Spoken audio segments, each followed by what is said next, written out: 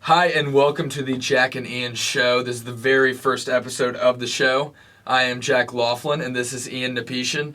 Today on the show, we will talk about some college football from this last weekend and what went on with that. We will also talk about the NFL, some impressions we have of teams here early on, and we will also get to a couple highlights from those NFL games. So with that, let's go ahead and jump in. Ian, what did you think about some of these teams that we got to see last weekend? What are some of your impressions so far? Yeah, so honestly, I think it's been a great start to the NFL season. And two teams that have surprised me in particular are the Arizona Cardinals and the Las Vegas Raiders.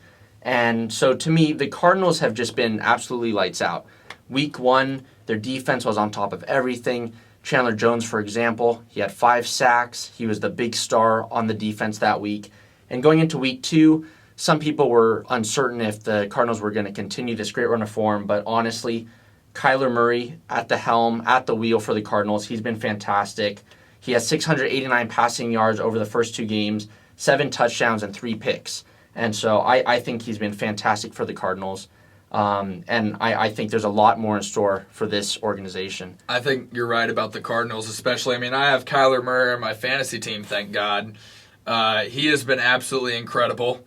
I could not have asked for a better starting quarterback. Kyler, if by any chance you happen to watch this, please keep it up. You have gotten me 30-plus points in both games so far. You are easily carrying me right now. Please keep going. And then on top of that, though, you're right. That Cardinals defense, I mean, they just locked down that Titans offense in week one. Derrick Henry could not do anything. No. The Titans just could not get that ball going. They could not move the ball downfield. Yep. I mean, they just crushed. I mean, they made Tyler Lewan publicly apologize on Twitter for how he played. Taylor Lewan, excuse me. Yeah. I don't know if you know Taylor Lewan or have seen anything about him ever, Ian. He's a big guy. He is a big guy, and he's a pretty unapologetic guy. Mm-hmm.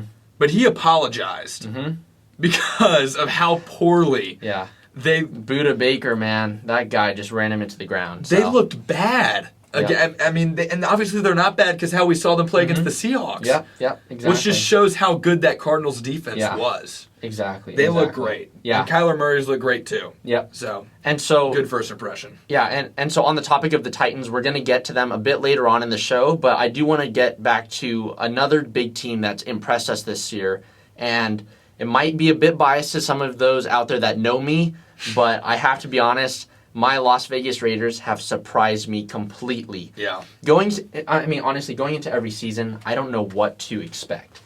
You know, it's either another 500 year or a few games under 500, and you're just hoping that, okay, hopefully we'll look better for the next season to come and the next season to come. But honestly, the Raiders this year have been spectacular, in my opinion. Right. Offensively, they've been on top of things. I don't know if you know much about their defense or not, but last year we had so many issues of getting pressure on the opposing quarterbacks and offensive lines.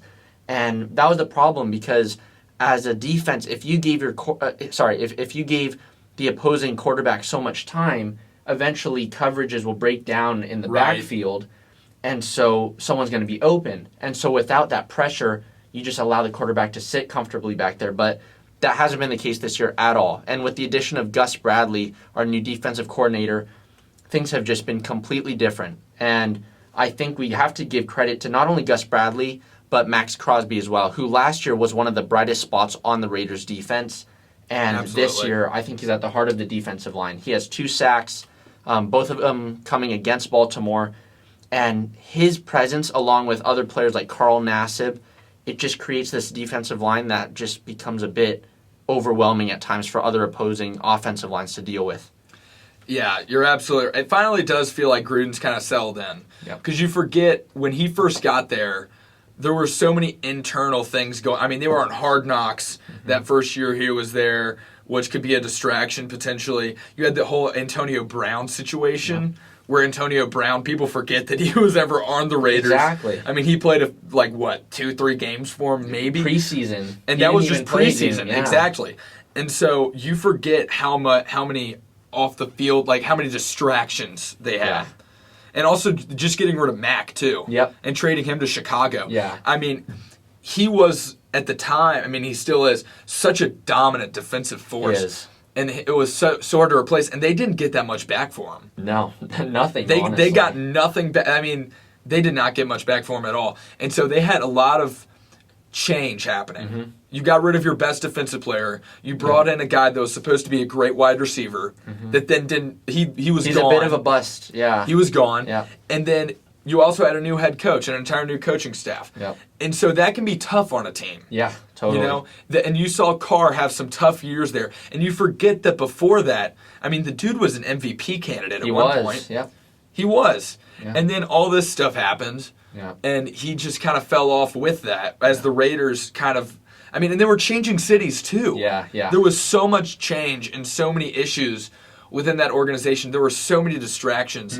It finally feels like now that they're in Vegas, it feels like there's a fresh start. Yep. And it feels like there's a fresh start also for Carr. And you've seen that so far in the first 2 games, is he's thrown for like 800 yards on the season in 2 games. Exactly. He's looked good. He is. He's looking great. And you know, I think one thing that's interesting is that I don't think anybody expected Derek Carr to have this much success to begin with. But on top of that, to have this much success with such a new and young offensive line. Because if you think about it, last year, our offensive line, for the Raiders was the highest paid O-line in the entire league. Right. You know, just a few names included Rodney Hudson, Trent Brown, Richie Incognito, Gabe Jackson, and Colton Miller. This year, the only guy left is Colton Miller. And if you guys remember, in the draft, we actually drafted Alex Leatherwood. And, you know, a lot of people were saying, oh, he's more of a second-round pick. I'm not sure why the Raiders chose him in the first round.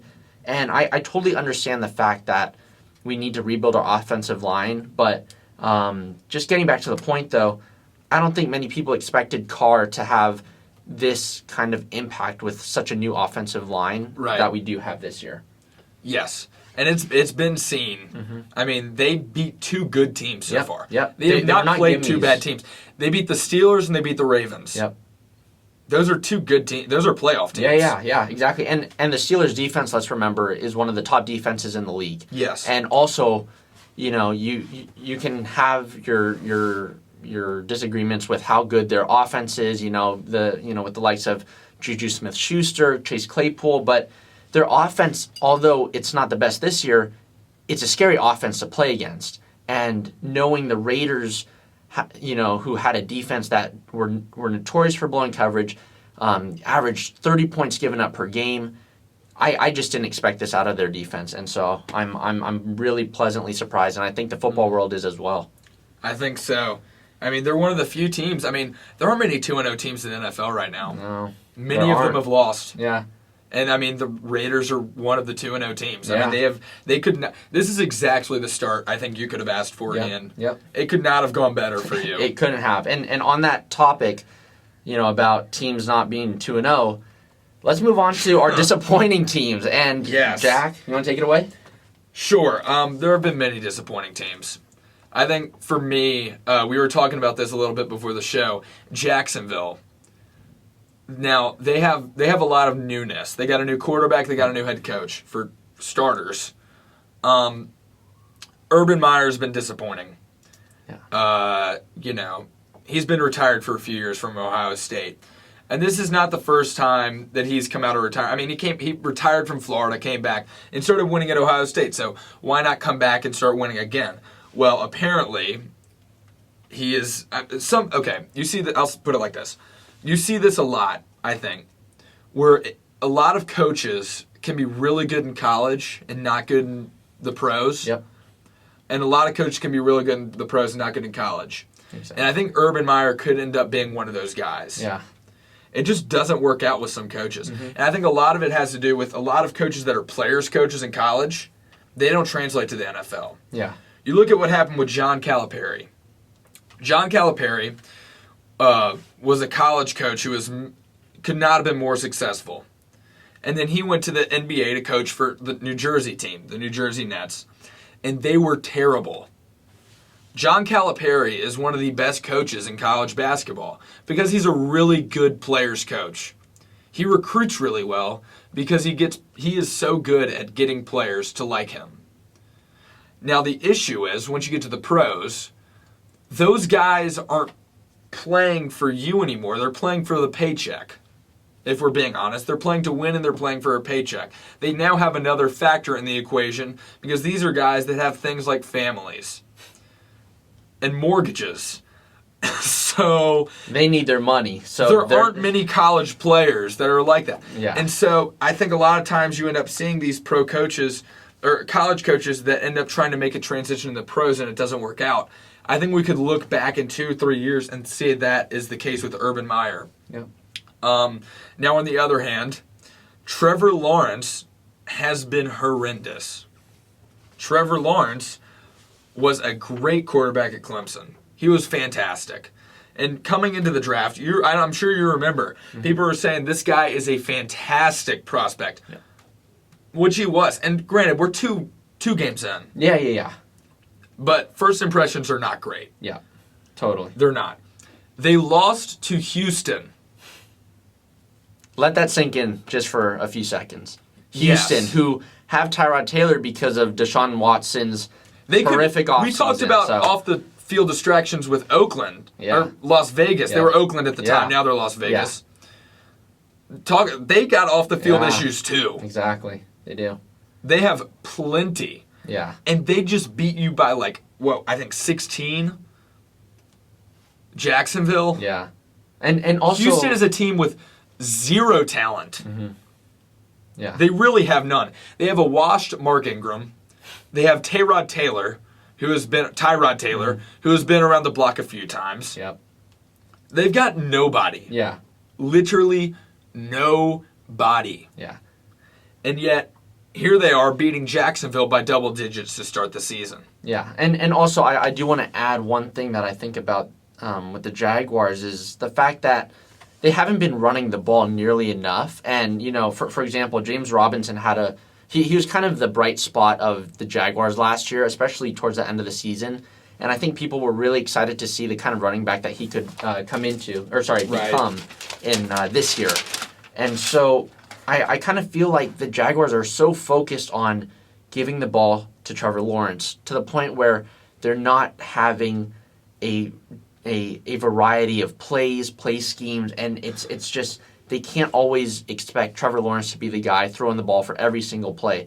Because if I'm not mistaken, he threw the ball 50 or so times in week 1, and obviously that went down in week 2 when they gave the ball more to James Robinson, but you kind of have to find that balance, and I think those are some kind of early stage growing pains that you can have with such a young quarterback in Trevor Lawrence and a somewhat inexperienced head coach that's coming from college in Urban Meyer. Right. So yeah, I think Jack hit it on the head. I think Jack hit the nail on the head, in saying that the Jaguars have just been disappointing, and I'm not sure if anyone expected more from them because they don't have a fairly well-rounded team. No, they do not. But it's more from seeing what Trevor Lawrence can do, and he hasn't been the brightest spot. But again, moving on now. Well, it's also the fact that they have not played a good team. Yeah, that's I know they're not a well-rounded team, but they're playing not well-rounded teams, and they're still getting beaten bad. These are teams that they can beat, not necessarily should beat, but if they want to have a good outlook for the season, these are the teams that they need to compete with. So I think they're just taking for a starting quarterback. Yep. That's all I think. Yeah. Trying to get that number 1 pick to get a starting quarterback. That's my theory. Yeah.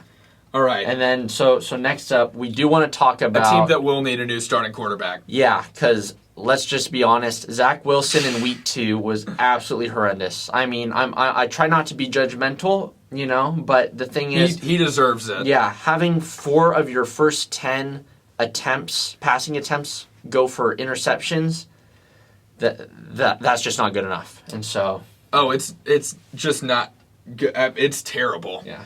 It is really, really bad. Yep. I mean, the fact that happened in an NFL game is disgraceful. It kind of makes it is terrible, actually. It honestly makes me think about. I hate to say it, but it makes me think about our backup quarterback and Nathan Peterman for the Raiders because that guy's NFL debut against the Chargers, he had 5 picks in the first half, and just like, dude, he's a classic interception thrower. Yeah, he is. But yeah, you know what? The Jets, I think I think everyone knows that they're in this rebuilding stage, and I think Robert Saleh can kind of provide a foundation for them. But fans need to know that this isn't something that's just going to happen overnight. This is something that's going to take a few seasons of building around Zach Wilson, and also people need to understand the fact that the NFL has changed a lot since since young and new quarterbacks have come into the league. Because I don't know how you feel, Right. Jack, but to me, whenever someone drafts a young rookie quarterback, they should actually normally be on the bench for the first 2 seasons, maybe 3 seasons, learning from the starter, right? Right. But I feel like more and more we're seeing these young quarterbacks get drafted super high in the draft, which is fine. But then they're going out and playing every game, and people expect them to play at the level of every other quarterback in the NFL, and it's Right. just not practical because they still need to learn, and they're not going to go into their first season going more than 500 for the most part.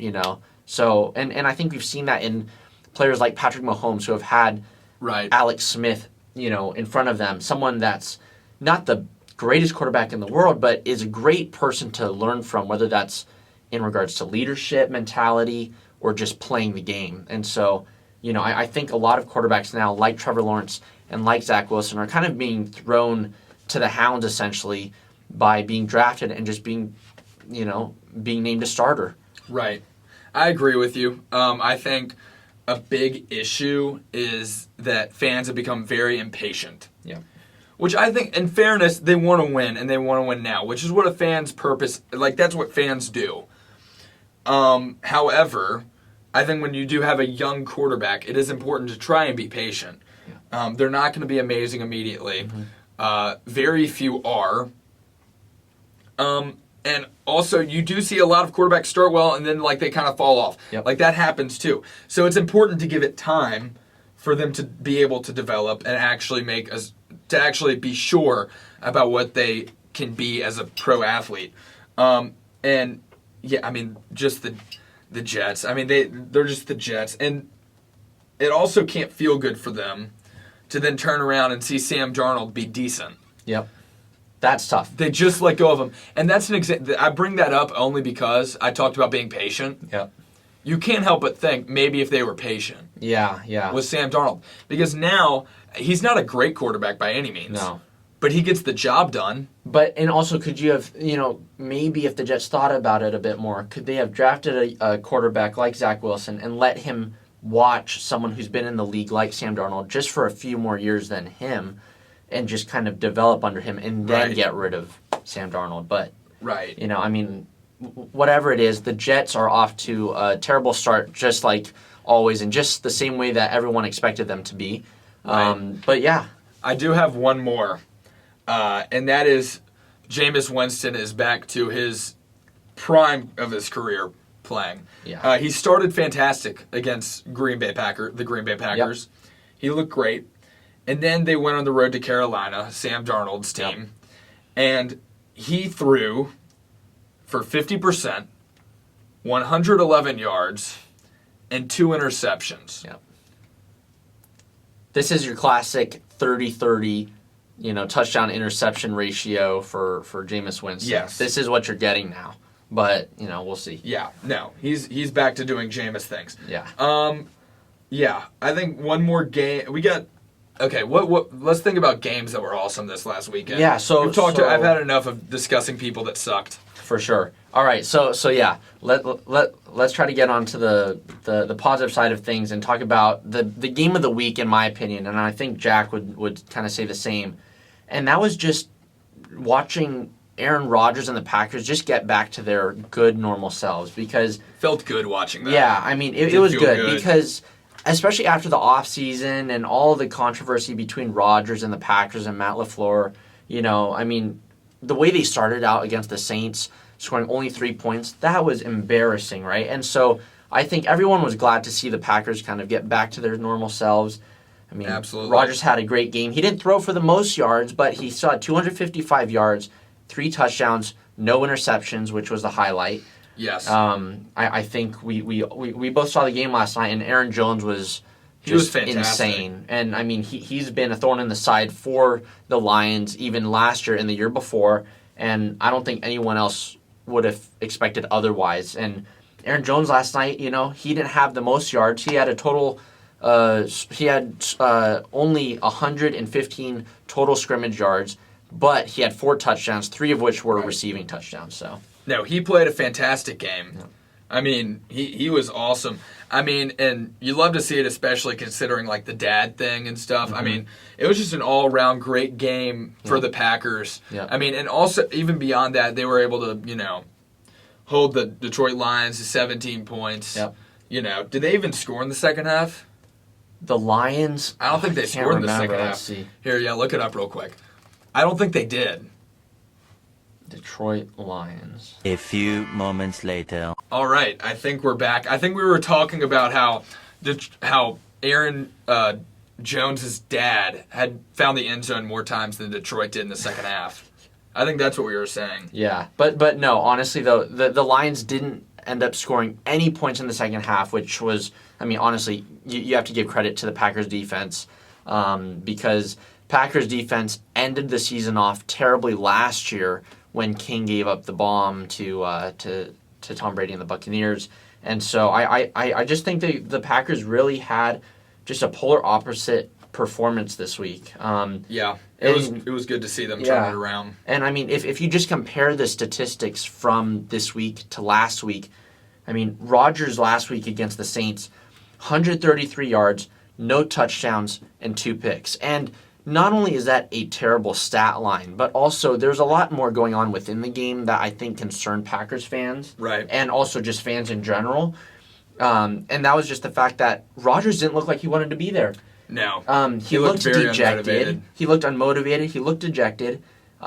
He didn't want to be there. It didn't seem that way. Obviously, he would say otherwise. But and furthermore, he forced a lot of passes, which were very unlike Aaron Rodgers. And not only did he force a lot of passes, but he didn't look disciplined and patient in the pocket. I felt like as soon as things closed down in the pocket, he would panic or he would just throw off of his back foot. And again, that's not the Aaron Rodgers that the world is used to knowing or used to seeing. So yeah, it was good to see them get back to it. Yeah. I think we can mention 2 other games here really, really quickly. Then we'll move to college football and what happened this last weekend. 2 other games that were great. The Kansas City-Baltimore game.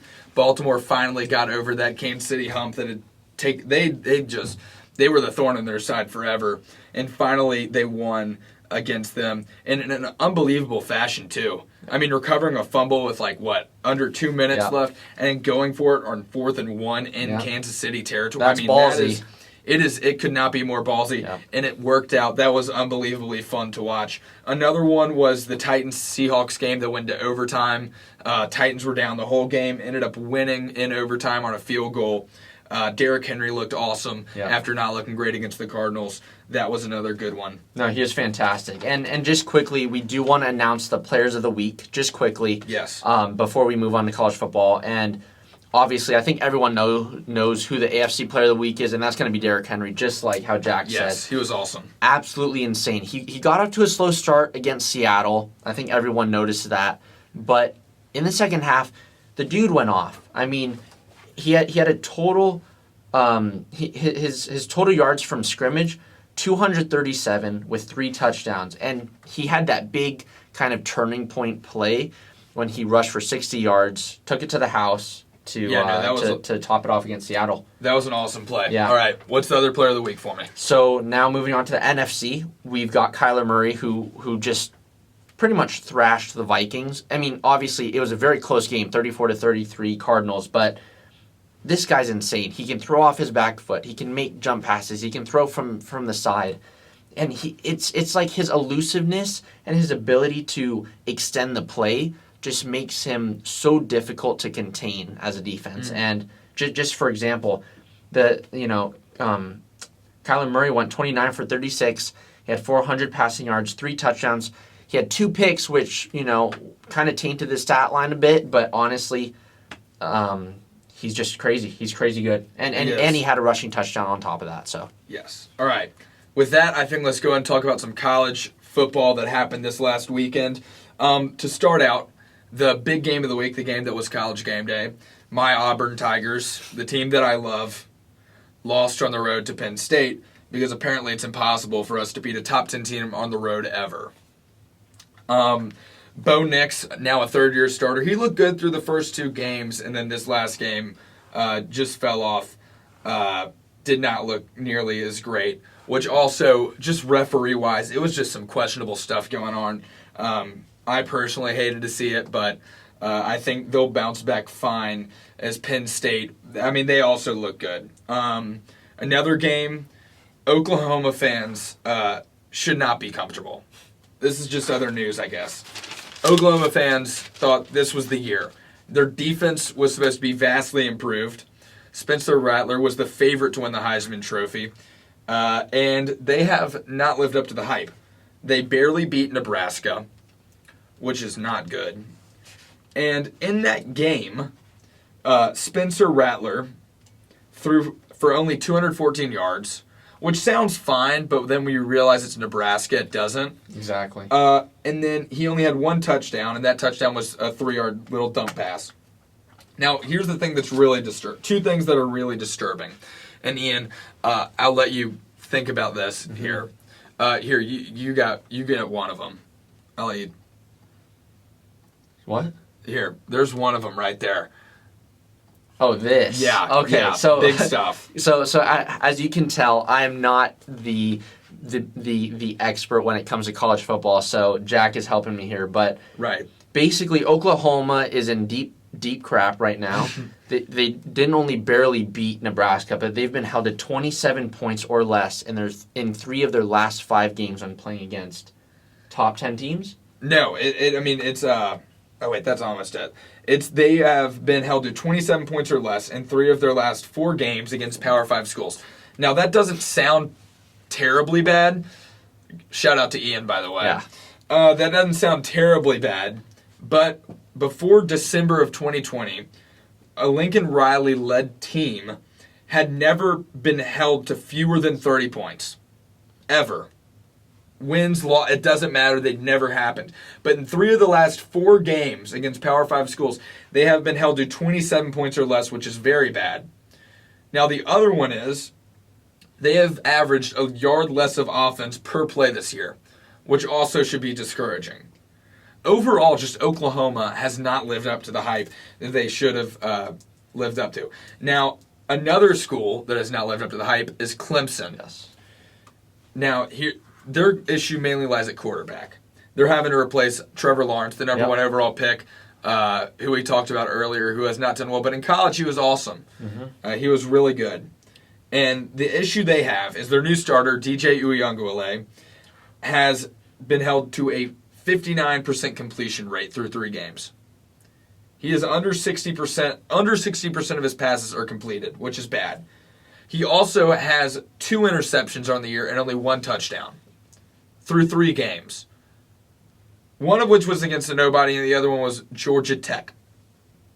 I understand not playing well against Georgia, but Georgia Tech is terrible. Georgia Tech was held on. They almost beat Clemson. They were on 4th and goal on like the 2-yard line, and Clemson, some linebacker stopped them. Shout out to him. They would have lost. They would have been 1-2. Clemson, a team that's been in the playoff for years, they just did not look good. They did not look themselves. They were tremendously disappointing. Yeah. We'll see if they can turn around. We'll see if Oklahoma can turn around. But so far, I would not be very happy if I were a fan of either of those teams because, my goodness, I mean, they just have looked bad. Yep. They've not looked good. Mm-hmm. Another game, Matt Corral. Another person I'm just going to shout out here real quick. Matt Corral currently is the guy I think will win the Heisman Trophy. He is. I know he plays for Ole Miss. Ole Miss does not produce Heisman Trophy winners. I'm not an Ole Miss guy, so it hurts that I say Matt Corral will probably win the Heisman. He accounted for 7 touchdowns last Saturday. 7. Dang, 7 touchdowns. He ran for 4 and passed for 3. This dude is unreal. He's very good. If Ole Miss can even be a 10-win team, I think he'll win it simply because of the talent he has. And also, Spencer Rattler, Oklahoma's quarterback, and Clemson's quarterback, DJ Uiagalelei, they were two of the favorites Yeah. to win at the beginning of the season. And they've not been good. Yep. And that just paves the way for a guy like Matt Corral to come in and win it. Because who else is going to win it? I would not know. Just saying, because I am not the college football guy, but yeah. I don't know anyone else who could possibly win it. I mean, I think it has to be him. I think if I stepped in at quarterback for Clemson, I think I could do a pretty good job. I think you could do a pretty good job. I don't know about you guys. There is a ton of talent on that team. I think you just hand the ball off and you'd be in the running. I'd be good. 5'11", Ian Nepetion back there playing quarterback. Yeah, I think you'd be good. Lights out. Now, there's one other game I want to talk about here, and then I think we're gonna start winding down the podcast. One other game. Alabama only beat Florida by 2. Now, this is a big game given that Alabama usually dominates every game. But Florida was able to hang with them. And this shows to me that, one, Florida's defense is elite. Because Florida's offense did not play great, but their defense was elite. And second, that Alabama's new quarterback, Bryce Young, who's replacing Mac Jones now of the New England Patriots, that Bryce Young is not quite Mac Jones level to a Tagovailoa or Jalen Hurts level yet. Yep. Now he's new. This is his first year as a starter, and he doesn't have the same experience. Mac Jones was on the team. That was his senior year last year. Yep. He had experience just in general. Bryce Young does not have that same experience yet, and he's not quite elite, which is why Alabama might struggle against teams like Florida or anybody else like that. And it leaves them open to upsets because they have a young, inexperienced quarterback. That's all I got for college football notes. No, that's great. I will say, we got one more segment coming up for y'all. It's not Ian or me. It's someone we turn to when we need money advice. Yes. Now, when Ian and I are broke, when we have no money, when we have nowhere left to go, when we are buried financially, we turn to one man, and his name is Jackson. Jackson helps us with our money problems. Yep. Does he not? He sure does. And by looking at these bets of the week, guys, I think as long as you guys follow this, you guys will be perfectly We're going to make fine. so much money. Yeah. So we will be rolling in it, Ian. Yeah. So honestly, without further ado, Jackson, take it away. Hello, you degenerate gamblers. My name is Jackson Bauer, and you're here to make money, and I'm here to make you that money. Usually you have to pay me for this. I do this for free. So let's just hop right into the games this weekend. First game on slate. TCU -10. Keep that in mind. -10 versus SMU. SMU is dog shit. Dog shit. TCU not look great against Cal. Coming off the bye. Conference game. Which is big. TCU 4-3 in his last 7 against the spread. SMU not so well against the spread. Over, keep that in mind. Over is hit. Last 5 meetings in Amon G. Carter. Big deal. That's where the game was this weekend. Gary Patterson 15-3 all time against the Stangs. TCU 4-1-1 in its last 6 1 favored against the spread. That's big numbers. That is big numbers. If you don't trust me, my record this season is 8-3-6. And unless you're dumb, that's a winning record. That's money in the pocket. You think I can afford to go to school here? No. I pay with it with my bets. Easy money in the bank. Pick TCU -10 this weekend in the battle for the Iron Skillet. Next game, another Big 12 game. Texas -9 versus Texas Tech. -9 versus Texas Tech. Rivalry game, 11 a.m. kickoff. Weird. Texas 2-1 against the spread this season. 2-0 at home.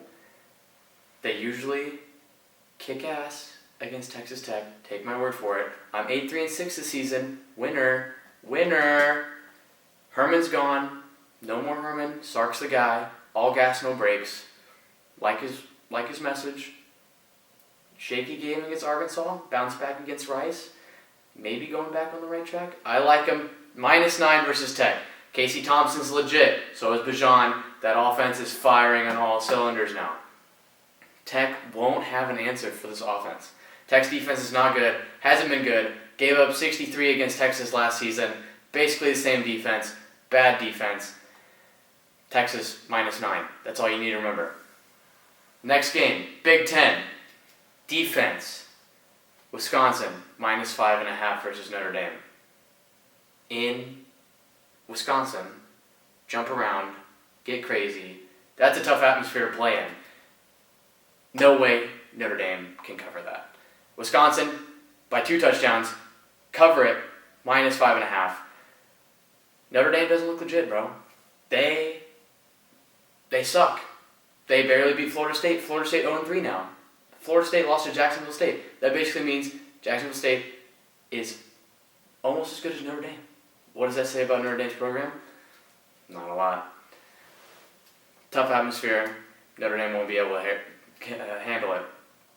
Wisconsin coming off a bye week. They're prepared for this game. Easy money. Notre Dame 1-2 against the spread this season. Am I blind, or is that a losing record? I have a winning record, 8-3-6. Keep that in mind, 8-3-6. That's profit. 1-2, losing record, losing money. Wisconsin 1-1 against the spread with its one loss to top 10 team Penn State, who looks legit. Next game, going down the south, SEC. Arkansas +5.5 at home versus Texas A&M. This is my favorite line of the week. Arkansas looks legit. I am so confused how they're underdogs in this game at home. Arkansas is a tough place to play. Woo pig suey. Arkansas is back. Maybe contenders? Probably not. 8-win season? For sure. A&M playing with their backup quarterback. He doesn't look good. Came out against Colorado. Almost lost to Colorado in Denver. Arkansas 3-0 against the spread this season. That's all I need to say right there. All I need to say right there. Arkansas's crowd in this game will cover the spread by itself. Count on me for that. Last game, back to the Big Ten. Northwestern -15 at home versus Ohio. Ohio sucks. They lost 28-26 to Duquesne. Who the hell is Duquesne? No one knows who Duquesne is. That game was Ohio's favored. Ohio was favored by -28.5. That, not even close to covered. Don't pick Ohio. Both teams 0-3 against the spread this game. One team has to win. It'll be Northwestern. Not winter yet. It's not winter yet. But Northwestern will steamroll. And I'll say it again. Ohio sucks. You come to me for money. I give you money. You should be paying me. I don't charge. 8-3-6. 8-3-6. Winner, chicken dinner. It's money in the bank. You count on me. I provide. That's it. See ya. All right, Jackson, thank you so much for all those bets. And folks, again, make sure you listen to Jackson. He knows his stuff. Obviously, I don't. If I knew my stuff, I would have loads of cash right now. So would Jack. I mean, but we've started making money now because of Jackson, and we have him to thank. Exactly. We have him to thank. So if you want to make it big, listen to Jackson, all right? So that's going to be the end of the podcast, though. I do want to thank you guys so much for joining us. This is our first episode, and we can't wait to get into more news, whether that's soccer, football, baseball, basketball, you name it, whatever you want. Make sure to comment it down below so that we can get into it for the next episode. Until next time, make sure to follow us on social media. But yeah, I think that's it, Jack, right? I think that's it. All good? All right. Let's go. See you guys later. See you next time.